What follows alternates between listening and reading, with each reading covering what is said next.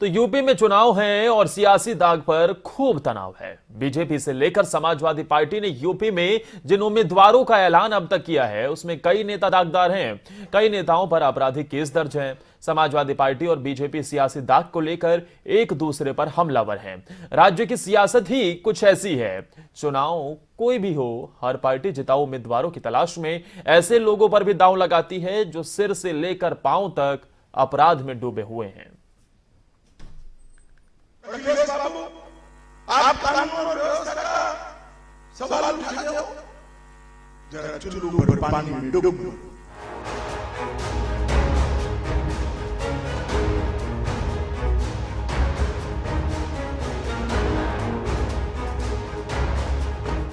UP में चुनावी जंग तेज है और सियासत में घमासान मचा है दागी उम्मीदवारों को लेकर। एक तरफ पार्टी अपने दागी उम्मीदवारों को बचा रही है तो विपक्षी उसे लेकर सवाल उठा रहे हैं। समाजवादी पार्टी ने कैराना सीट से नाहिद हसन को टिकट दिया तो बीजेपी को मौका मिल गया हमला बोलने का, और अब जब रामपुर से आजम खान चुनाव लड़ रहे हैं तो बीजेपी को फिर से मौका मिला है समाजवादी पार्टी को घेरने का। अखिलेश जी के पेट में दर्द, कहीं आजम खान, कहीं मुख्तार अंसारी, न जाने कितने कितने फैला कर रखे थे। आजम खान को पकड़ा तो सीआरपीसी की सारी धाराएं कम पड़ गई, इतने केस आजम खान पर लद गए। मोहम्मद आजम खान साहब के ऊपर सबसे ज्यादा मुकदमे बीजेपी सरकार में लगे हैं। जितने भी मुकदमे लगे हैं मोहम्मद आजम खान साहब पे, ज्यादा से ज्यादा मुकदमे भारतीय जनता पार्टी ने लगाए और उन्होंने अपने अधिकारी पोस्ट कर करके लगाए। जहां तक नाहिद हसन का मामला है, नाहिद हसन पे भी सबसे ज्यादा मुकदमे अगर किसी ने लगाए तो भारतीय जनता पार्टी ने लगाए। समाजवादी पार्टी के सांसद आजम खान अभी सीतापुर जेल में बंद है। जेल से ही रामपुर सीट से चुनाव लड़ने वाले हैं। नामांकन की प्रक्रिया जेल से पूरी कर ली है। नामांकन रामपुर में जमा भी करा दिया है। मोहम्मद आजम खान साहब का आज नॉमिनेशन हो गया है। प्रस्तावक की हैसियत से मैंने नॉमिनेशन फाइल कर दिया है। सारी फॉर्मेलिटीज पूरी कर दी। That's all. समाजवादी पार्टी के नेता आजम खान और उनके बेटे अब्दुल्ला आजम को लेकर बीजेपी सवाल खड़े कर रही है। दूसरी तरफ समाजवादी पार्टी भी मौका कुछ नहीं छोड़ रही बीजेपी पर हमला बोलने का। दागी उम्मीदवार सभी पार्टी में हैं। फिलहाल चुनाव है और सभी दलों को अपने दाग कम और दूसरों के दाग ज्यादा दिख रहे हैं।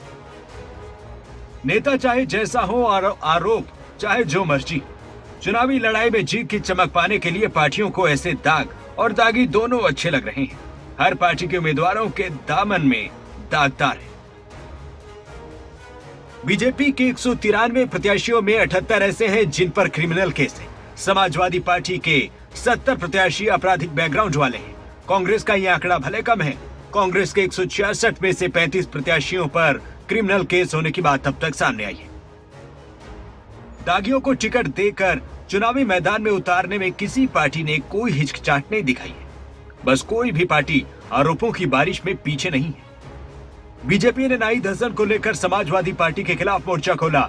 रामपुर सीट से आजम खान और आजम खान के बेटे अब्दुल्ला आजम, इनों के बहाने बीजेपी समाजवादी पार्टी पर हमलावर है। अखिलेश डैमेज कंट्रोल में जुटे हैं। दूसरों पे तो आरोप लगा रहे हैं, लेकिन भारतीय जनता पार्टी अपनी सूची नहीं देख रही है। उनकी सूची में भी बड़ी संख्या में वो लोग हैं जिन पर आपराधिक मुकदमे दर्ज हैं, जो कहीं न कहीं अपराधी हैं, और इसीलिए जनता इनसे नाराज है। बीजेपी भले समाजवादी पार्टी को इस मसले पर घेरना चाहती है, लेकिन दागियों पर भरोसा हर पार्टी को है। यह अलग बात है कि किसी उम्मीदवार पर पुलिस केस की संख्या कम है और किसी पर ज्यादा। समाजवादी पार्टी के अतुल प्रधान पर 37 मामले दर्ज हैं। समाजवादी पार्टी के ही योगेश वर्मा पर 31 केस हैं।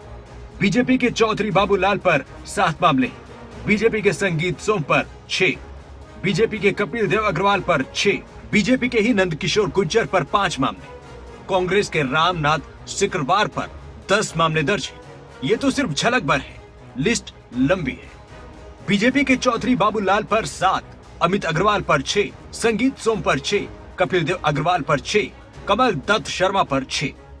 इसी तरह समाजवादी पार्टी ने पहले कैराना से जिन नाहिद हसन को टिकट दिया उस पर 10 केस, सरधना से अतुल प्रधान पर 38 केस, हस्तिनापुर से योगेश वर्मा पर 31 केस, धौलाना से असलम अली पर 9 मामले दर्ज हैं। समाजवादी पार्टी के अध्यक्ष अखिलेश यादव बीजेपी पर हमला बोल चुके हैं। कह चुके हैं कि बीजेपी सबसे बड़ा गुंडा पार्टी है, सरकार के पास गिनाने को काम नहीं।